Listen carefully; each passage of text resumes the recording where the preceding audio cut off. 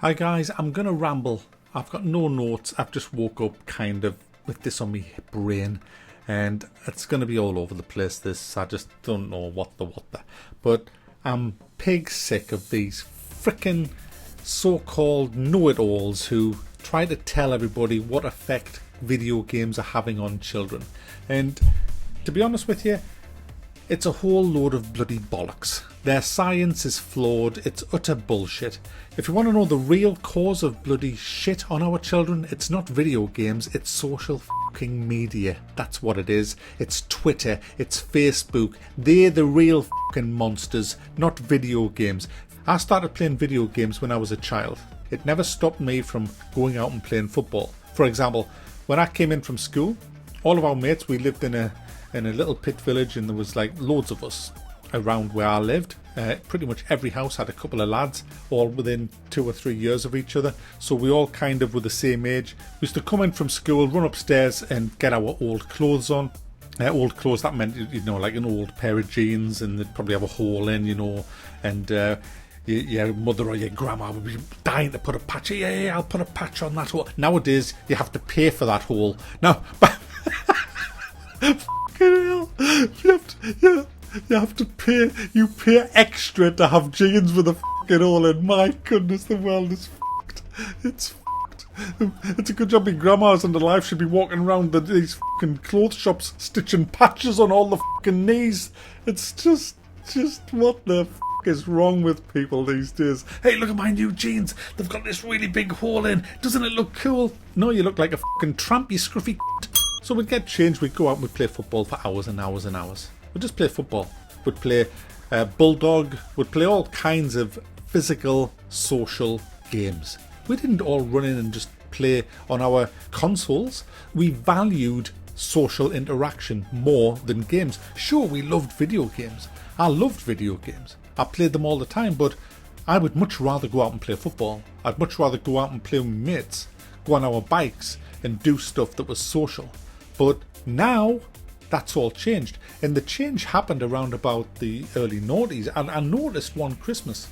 I always remember this first Christmas when I drove to my mother's house on Christmas Day and never saw a single child out playing on a bike, a skateboard, a BMX, a rollerblade or anything. The streets was deserted. In fact, this year I actually pointed out to Cass, we have to travel a long way to get to my mother's house now. Well, it's 15 minutes, but we go through loads of different villages to get there. And we never saw one child out at all in any of them villages that we went through. If you rewound the clock 25, 30 years, you would have seen hundreds of children. They would be everywhere. And that's sad, because that tells you that kids nowadays don't value social interaction anymore. And they can't socially interact. And the reason they can't socially interact anymore is down to social media. It's got nothing to do with video games. It's all these people are just on their phones. They come out of work and the first thing they do is put their phone on. They come out of school and they're like zombies, just stuck looking at their phone, tweeting this, liking that, tweeting this, liking that, hating this, liking that, disliking this. It's sad. It's absolutely sad. They can't communicate. They can't talk. The world has lost its ability to talk. Look at the way Twitter is. Look at the vitriol that's going around Twitter. Everybody's a racist. Everybody gets branded sexist, racist. You got these feminists that aren't really feminists. They're just men haters. They're just trolls everywhere on social media. It's absolutely awful. It's not video games that's making people antisocial. It's not video games that are making people violent. Social media does far more damage than video games ever could and ever will. I've been playing video games for 30 odd years now, and I don't want to go around shooting people or stamping on people's faces. Well, no. I've never seen one shred of evidence that suggests that video games make children violent. My son was sitting on my knee at 5 years old and I was teaching him how to gank somebody in World of Warcraft. He started loving to play video games from the age of 6. He was playing I mean, I wouldn't let him play anything that was really, really violent.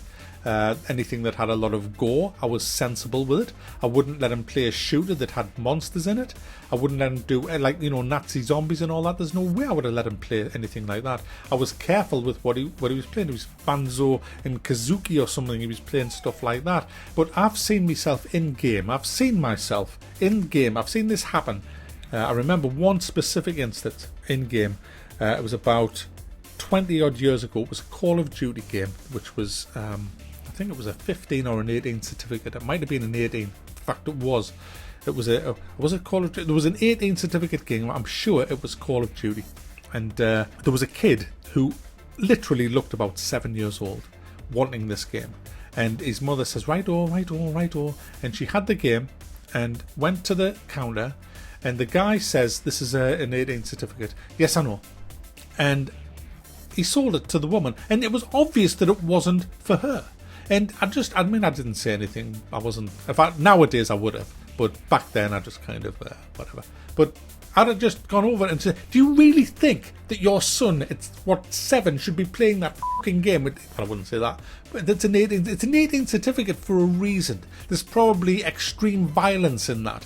Now, I'm not saying that extreme violence in that game for a 7-year-old is going to turn him into an axe-wielding homicidal maniac. It's not. But what it is going to do, it's going to affect him in some way. It's the same with horror movies. Don't let children watch horror movies. They will give them nightmares. I've seen no evidence to suggest that video games make kids violent, but they do make them antisocial because the parents just let them play for hours and hours and hours on them. And I would never do that with my son. Never let him play extreme lengths of time on games.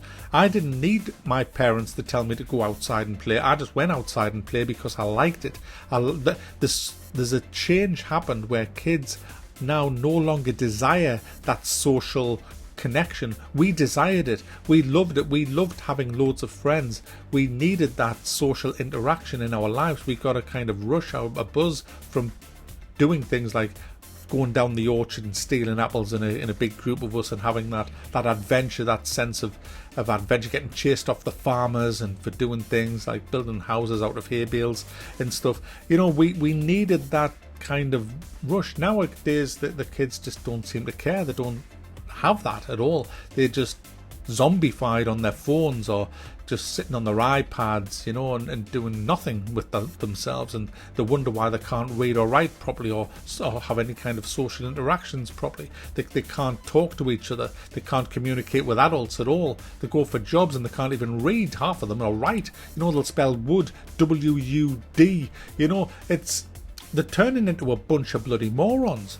But it isn't the gaming. It isn't gamers' fault. I read an article on the BBC fake news channel the other day about how the scientists are looking at how video games affect the brains of kids and how it stimulates the addictive part. Well, anything stimulates the addictive part if it's fun. It's not just video games, but there's a whole army of people just standing there wanting to throw video games in as this evil, horrible thing.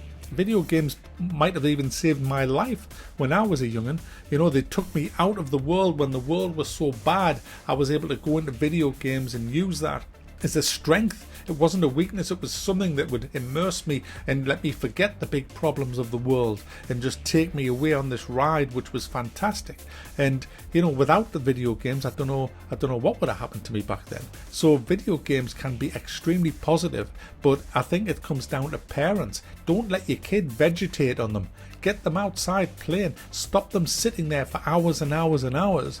You know, it's common sense, I would have thought, but some of these parents are just fucking lazy. Oh, out of sight, out of mind. They're upstairs doing their thing so I can have peace and quiet to sit here and post on Facebook that I'm having a bottle of red, sitting with a bottle of red, like.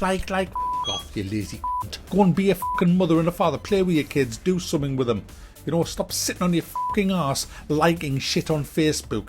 Go and get them out playing. Take them down the park with a football. You know, do something. So the moral of this story is this. Video games aren't bad. Just don't let it be a dominant force in your life. And if you feel that all you're doing is video gaming, then start changing. Start going out. Start socialising. Not on an app. In reality. And do you want some really good parental advice? do not let your children anywhere near Facebook or Twitter. Like, just ban it. Do not let them have a Twitter account. Do not let them have a Facebook account. Just don't. Because if you do, you are taking away their ability to communicate, because they are reliant on the internet. They're reliant on typing these stupid messages to each other.